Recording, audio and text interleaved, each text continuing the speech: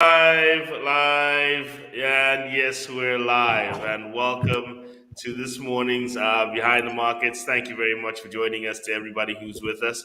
And a good morning to everyone. Good morning to you, Stephanie. How are you doing? And good morning to you, Munyumba. It's actually good morning to those that are listening to the mainstream. This is Behind the Markets. I'm joined by Munyumba Mutwale on the other side, and we do what we do best on Behind the Market. How is the morning going, Munyumba? Good, good. Temperature is still fine. We're about to get into the warmer side of the year. And today we're doing Enterprise Thursday. We've got a bit of a shorter show today for everybody who wants to join us today. And the simple question that we're going to throw out today, I'm going to throw it out from the beginning of the show, Stephanie. What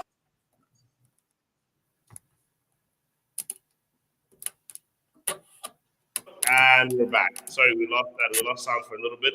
But the question I'm going to throw out today for everybody is, what is the most important business skill?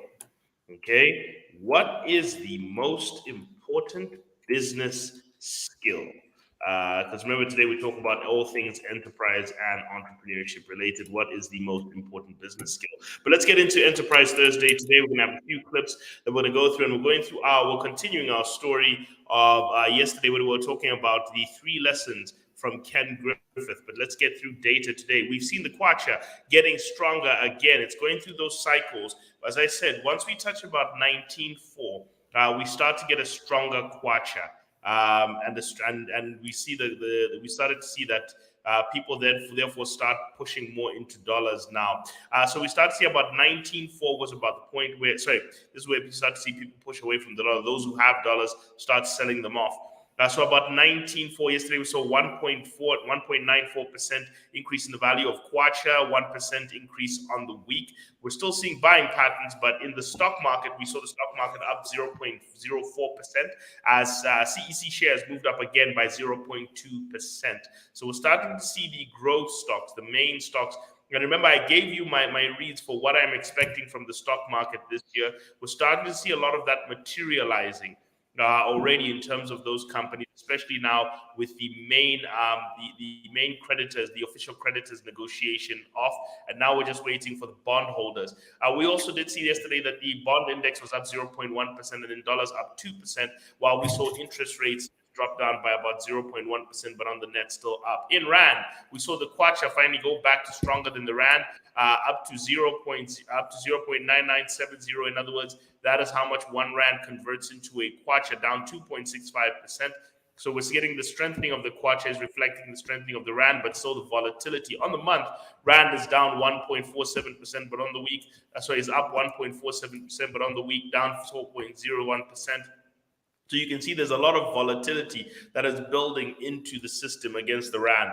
But if you're looking at the bond index, it's been a straight line, up 0.1%, pushing it to 16.29% year to date, while in dollars, up 10.87% year to date and up 2.08%. So if you're a Zambian abroad looking at where to put your money, if you're looking at obviously your bond index, you can see that your bond index has been going through a bit of a wavy period. But interest rates also, after that huge spike that we saw, moving interest rates from 24.1 to 24.54, we can see that we're starting to scale off there as it's getting normal into the 24.54, meaning interest rate pressure is up. Remember, we have a bond auction coming up in exactly 1 week's time. We should be getting a bond tender notice from the central bank coming out either today or tomorrow. And also remember, we're in preparation for the Monetary Policy Committee meeting next week on Wednesday, where we'll be waiting for monetary policy outlooks. My main takeaways from MPC meetings are inflation outlooks, growth outlooks, and expectations of the interest rates and whatever policies that the central bank seems to uphold. Currently, we don't see, I do see inflation as a little bit hotter than expected, though it's still within that 10% range and within where the central bank has it on target. I still see inflation as a little bit hotter than expected because these mid-month inflations have really been high, specifically due to food prices. which are still up. So we're still going to be looking at food price inflation and the risks that are coming with it. Other news that we saw yesterday, Stephanie, was the commodities market. Copper was down 0.23%. Mainly this is still reeling from poor export data from China. We're also seeing Brent crude pushed up by about 1.56%. 1.65% is still good expectations coming, as we're seeing 87.42 in terms of the Brent price yesterday, and we saw our gold up 1.29%. But in Kwacha, we saw that wealth insurance assets, Bitcoin, still at 558,520, down 3.2%, 3.1% from yesterday, up 85.84% year to date, while Ethereum down 2.3%. Remember, this is all due to the 1.94% fall in the Kwacha, while we also saw gold down 0.67%.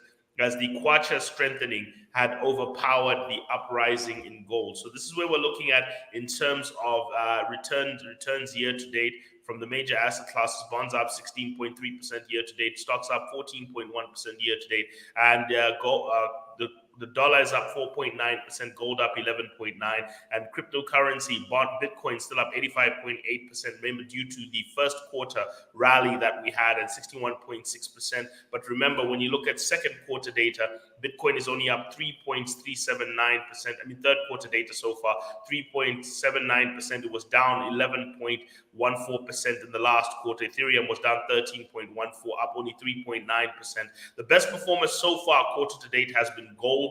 Gold is up 9.07% in Kwacha year to date.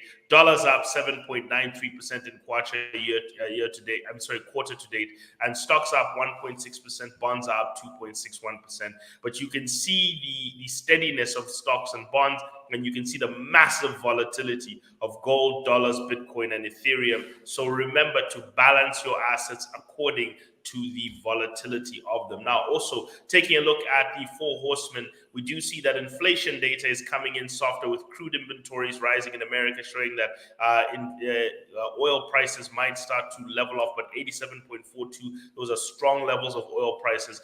Japanese PPIs have slowed down to 3.6%, and Mexican PPIs are negative, meaning that inflation in global supply chains and the cost of things coming out of Mexico, Japan, and developed economies is starting to come down. Other news that we've also seen is interest rates are starting to come down. 10-year gilts, in other words, 10-year bonds in UK, they've come down from 4.6 to 4.35%. 10-year bonds in Germany have come down from 2.64 to 2.46%.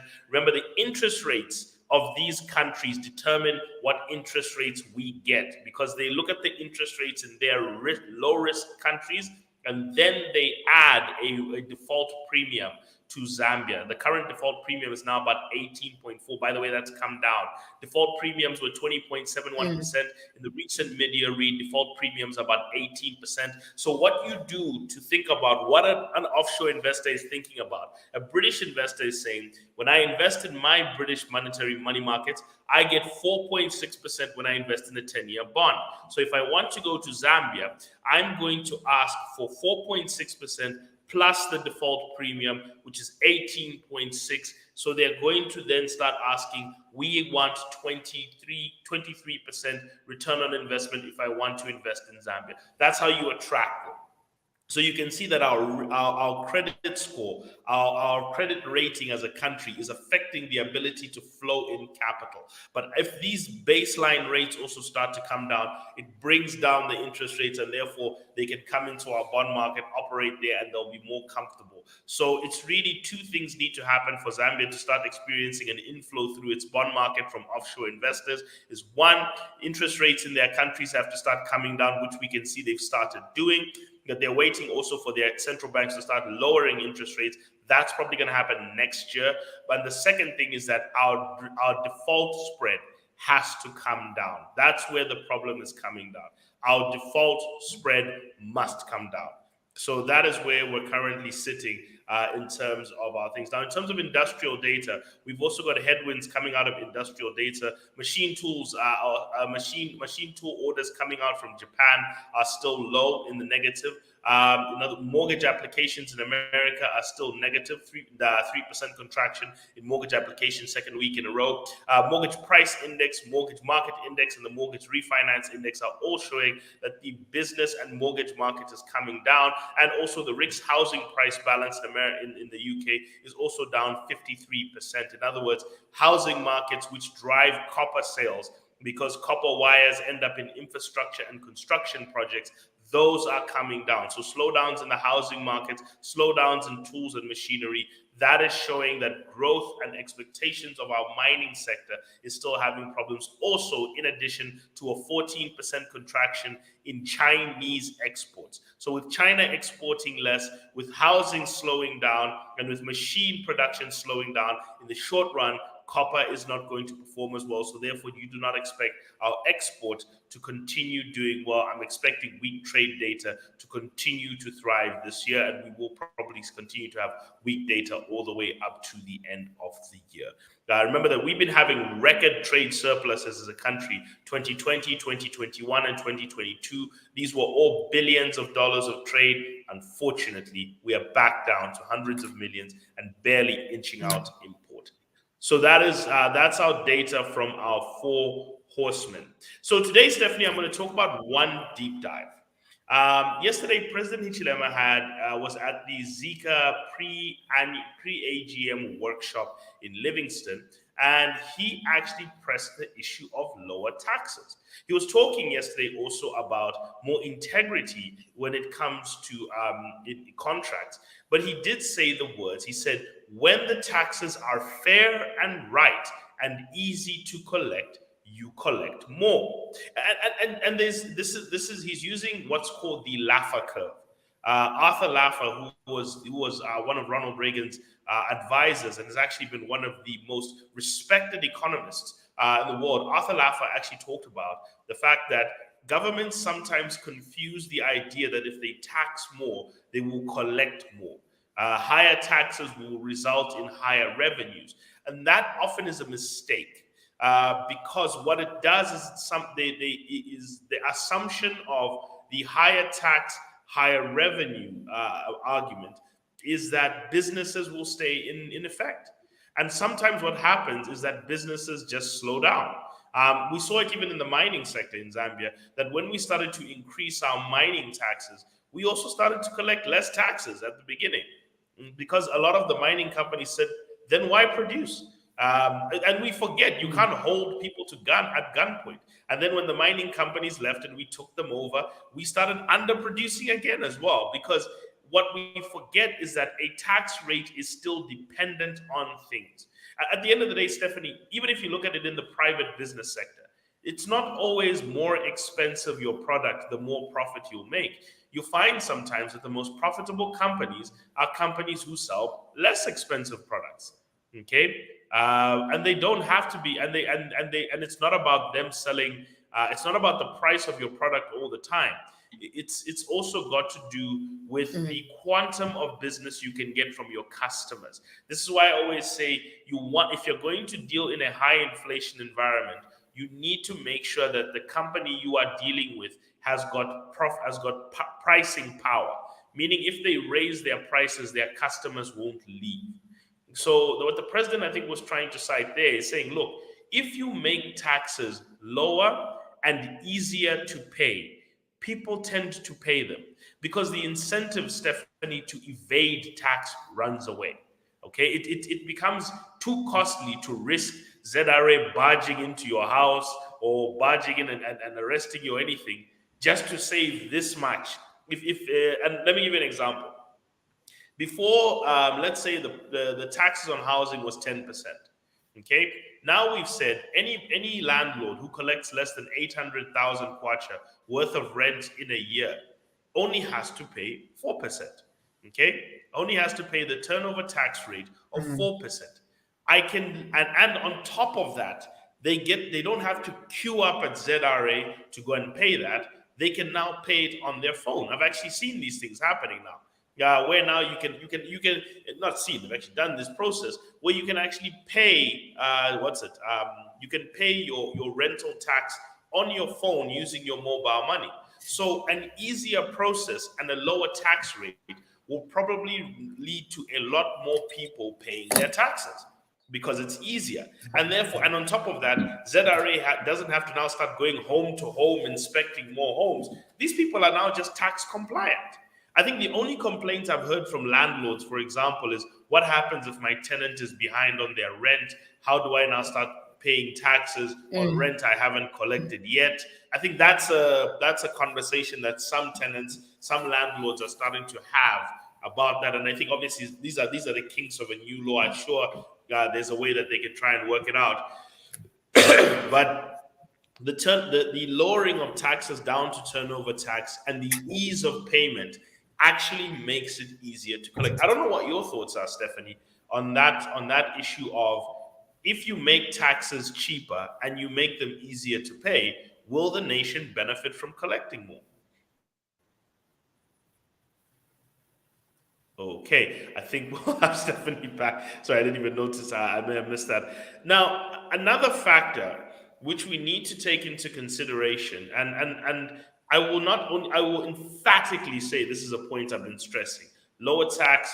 And I actually think we need to simplify it. I do think that one of the first steps I think ZRA made last year was the conversion of what we call the gig worker tax. The people who work online can register as gig workers and they can pay 4% tax if you're earning less than 800,000 kwacha. So let's say you're a person who does voiceovers online and you work internationally or anything, you can actually you can actually start paying a 4% tax if you're self-employed. If you're a programmer, if you're a Zambian kid who does programming and you're working on projects in Saudi Arabia or wherever it is, anywhere, you can actually register for gig workers tax and start to pay 4%. So if you're an independent contractor, and especially if you work online, you can start paying the 4% gig workers tax. Now, I think they can leverage that because I remember one ZRA advert which talked about people who are DJs, for example.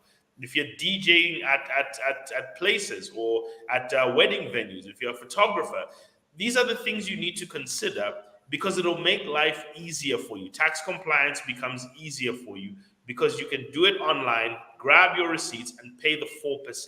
That's a very important, simple way to look at it. 4% payments done in, especially at continuously. If you're now, I do think that. And I don't know if they've made the adjustment that it's not just no more aimed at the online gig workers, but anyone who is self-employed. I do believe that you should be paying the 4% turnover tax. If you are earning less than, if you're earning less than 800,000 kwacha per year, which translates to about 66,000 kwacha. So if you're a person who does speaking events for a living, if you write books, whatever it is, if you're self-employed at an independent level, then we should consider giving you the gig worker tax. Because that will incentivize a lot more of the people who are not complying and paying to actually start paying. Because we have a couple of hundreds of thousands of people in Zambia who are paying taxes, maybe about 1.8 in terms of if you count all the millions of people who are paying taxes. But there's 10 million adults. So I don't know how we're capturing as many of the others. So I do think that we can probably capture a lot more if we simplify and streamline. Simplifying and streamlining taxes, I think this is where they are trying to go. It's part of their medium-term plan. It's something that the president has echoed yesterday. So I think it hints at the fact that they're trying to simplify the tax code and make it easier to comply. And if we use technology and payment systems, we can actually get a lot of people to utilize it. However, one other factor, and I'm going to read from, this is an excerpt from a book where Dr. Fundanga was one of the authors called Lifting the Veil of Secrecy, Perspectives on International Taxation and Capital Flight in Africa. He wrote a chapter, he was one of the co-authors of a chapter on regimes, but this is a section on tax justice. And this book was released in 2018. People, it's free, it's online, please, it's there. So what you'll find is that they read this, they said, while enforcement is important to ensuring tax compliance, so too is perceived fairness, reciprocity, and accountability in the collection of taxes and the spending of tax revenues. The Afrobarometer surveys covering 30 countries find that most Africans believe the government has a right to collect taxes and that citizens have a duty to pay them. However, there is widespread mistrust of the claims that taxes will directly translate to public services or that citizens' opinions affect how money is spent.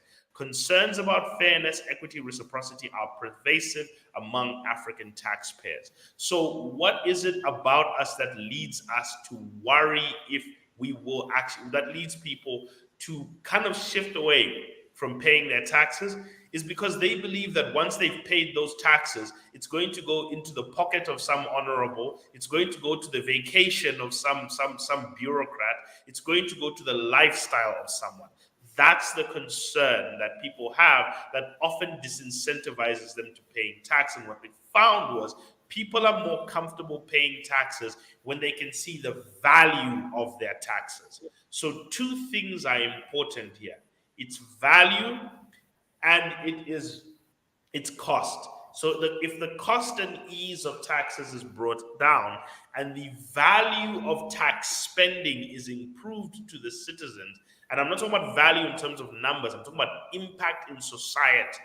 If we can see public schools improving, if we can see public health improving, if people can start to see their tax money actually going to the improvement of services, not just the increasing of salaries, then you'll probably find compliance becomes better. Okay, that's what they're trying to point out here. Other things they did point out in this book was corruption is a part of the problem of ineffective tax administration. Africans perceive tax administrations to be one of the most corrupt public institutions in their countries. And also they found that tax evasion and tax avoidance by multinationals and wealthy individuals are an important aspect of corruption, but often come from complex taxes which lead to opportunities for tax evasion. So if people can find that tax rates are high and processes are complicated, then corruption has room. So this is what I think the president means when he says simplify and lower, and you'll find that people will pay more. So that's another question I'm going to throw out to the public here today. And I don't know if when and if we get Stephanie back here, the question I will throw out here is, if we lower taxes and make them easier to pay, do you think more people will pay them? Stephanie, what are your thoughts? But again, I don't think so. On the second thought, I don't think so. Simply because it's a culture or a habit that people create. So whether you reduce the fees, obviously people are likely not to pay because they've created some sort of comfort, relaxation when it comes to paying. I think the habit is more important than the amount. So for me, it's not the amount, it's the habit. So maybe let's ask the question, what drives that habit? What drives the habit of making people not pay taxes? As in, is it because we believe that taxes are wasted? Is it because we don't earn enough money? Are we greedy people as a country? Now they did say enforcement is important. So maybe let me ask this question also. If added to that, if the government used taxes properly, if you could see that when they collect your taxes, Stephanie, the schools in your area are improving, there's more law and order in your society, roads are being built properly, sewages are being done properly. So if you saw the government using your taxes properly, do you think that would improve chances of people paying taxes as well?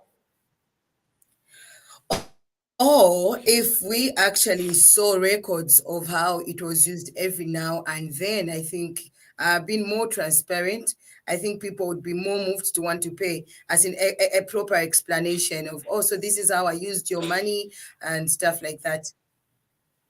Well, and I get it. I mean, they give us explanations every quarter. In fact, every month, the government will tell you how they spent your tax money, and you're supposed to get meetings with your MP. God knows if these things happen, and your councillors.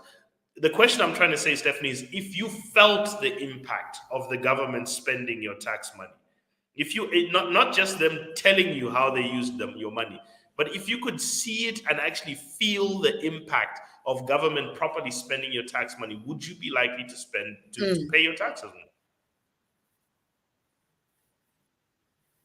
Yes, Because definitely. I think that to me is the driving point.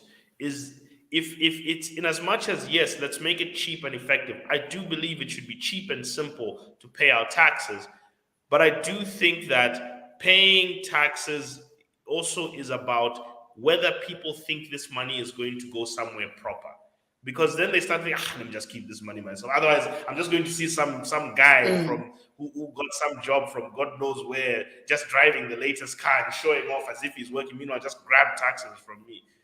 Those are the issues that people have, and it's not about. And I know we're trying to avoid this anti-civil service lifestyle that's been happening of late, where it's there's the one of the enemies of the state has been the civil service, where people always have been angry with them. The question is, if the money is just used correctly for the right value and the right reasons, and the people feel the impact of it, the probabilities of getting them to pay their taxes also improve. So it's a double-edged point.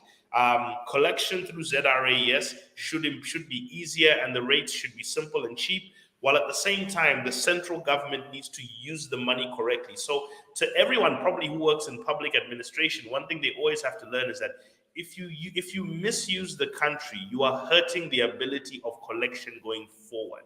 If you misuse that money, you're actually hurting the ability of people to collect taxes going forward, because when we lose faith in our government, we stop paying our taxes. That's also part of the problem. So I think even Grace, I think, puts it here as well. Grace has joined us. She said, I think lower taxes coupled with proper use of them would definitely have more people being tax compliant. So let's see how this pans out. I think this is the angle that our nation is going to go forward with tax compliance. So today, Stephanie, in our topic of discussion over these last 5 minutes, I asked the question, what is the most important business skill? Okay, so in these last 5 minutes, I'm gonna talk about that, and it comes from an interview with Ken Griffith. Yesterday, we were talking about it when he was giving out investment advice, and he gives out 2 important skills that every person should have. So listen to his conversation. Ken Griffin is a billionaire who runs Citadel Investments, and he talks about how he built this company. But he's going to talk about the 2 most important skills that he believes in. What is the key to being the next Ken Griffin? Be a problem solver. First and foremost, be a problem solver. Firms that solve problems are firms that are successful. We're successful because we meet the needs of our capital partners. They have important missions, whether it's research institutions searching for cures to cancer, or research institutions trying to understand the origins of the universe. Us managing their capital helps to fuel their mission. We solve a problem for them. In our market making business, we solve problems for institutional and retail investors around the world by being able to provide more liquidity at a lower price than, bluntly, any other firm in the world. In the pandemic, we solved the problem of how to protect our employees and yet have resiliency in the conditions of a pandemic, the Four Seasons of Palm Beach. First and foremost, learn to be a problem solver. Software engineering, mathematics, really important. It's also really important to learn how to be a good communicator. Going back to education, my 9th grade English teacher, at the end of one of the school days, early in my 9th grade, took me aside and she said, I've heard from some of the other teachers you're really gifted at mathematics. But if you want to go somewhere in life, you need to learn how to write. And have you ever called that teacher up and said, actually, I learned how to write? No, she taught me how to write. And she said, you will tutor my daughter in math, and I will tutor you in how to write. And it changed my life, because having the ability to communicate is so important in so much of what I do day in and day out. Okay, so to everybody who's there, these are the questions I was asking. What is the most important business skill? I think we've lost Stephanie for a bit. And this comes down to the question from Ken Griffin here. Now, I'm sharing this chart here. This comes from Michael Porter's Value Chain. And this comes from his 1985 book, Competitive Advantage. And if we look at it correctly, one of the things we'll notice here is there are 5 ways that value is created. The first way that value is created, so the value that comes into a customer's hands. Okay, so always pay attention when I may say this. The value that gets into a customer's hands comes from 5 sources. The first one is you solve a problem. So these are the five letters you need to have, the 5 words you need to have in your head: source, solve, sell, send, serve. These are simple ways to look at how to actually solve, how to create value. Okay. Now, people, sorry, I think we're running out of, we're having a bit of an issue. Now, people pay money for what you can solve. When you solve a problem of theirs, they pay money for it.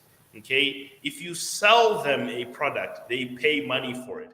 And if you serve them well, they pay money for it. So solve the core things your business has to do is solve a problem, sell a product, and serve a person.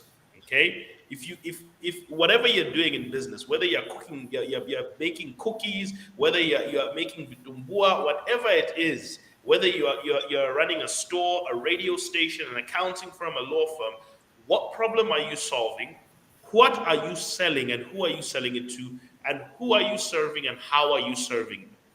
Then if you can solve, sell, and serve, and listen to these words very carefully: bigger, better, faster, stronger, and simpler than your competitors or substitutes, you can justify a higher price. Okay, that's what gives you margin. So margins come from the fact that you can solve, sell, and serve bigger, better, faster, stronger, simpler. Now, the ones I've put in red, source and send, is how do you get inputs to your business, and also how do you get outputs going out. Okay, in outputs are, in other words, how do you send the products to your customers? And you want to do these 2 things at a low cost. And that is pretty much what I wanted to put in everyone's mind. The 2 most important skills that people say for a business. He talked about complex problem solving. If you solve problems for people, they will pay for your solutions. And if you can communicate well, you can communicate to your customers, and you can communicate to your team, you can run an effective business. Now, finally, just one point I think Vernon has added here before we close out today. Vernon joined us, and happy birthday to Vernon from yesterday. I think we should have actually shouted him out. He says, refraining from taxes is not advised to begin with. Either monies are utilized well, or people can feel the impact or not. Lowering tax rates would be welcome move by most Zambians, but also the systems are tedious. You will be advised to be able to milk much from the citizens, even those who wish to pay, who wish to comply. In Zambia, our systems are not so encouraging, but I personally am happy to pay taxes. He doesn't want to get caught on record. Nobody wants to, so don't worry about it. But the point I'm trying to say is that you want to make sure that your and I did say make the taxes simpler and cheaper. It's combined, but also use them so people pay with confidence. And I will leave that there today. On that note, let me check if we do have any text message. Of course, we do not. On the other side, Mnyumba, good looking out to you. Till tomorrow again. It's bye. Thanks, and have a good day.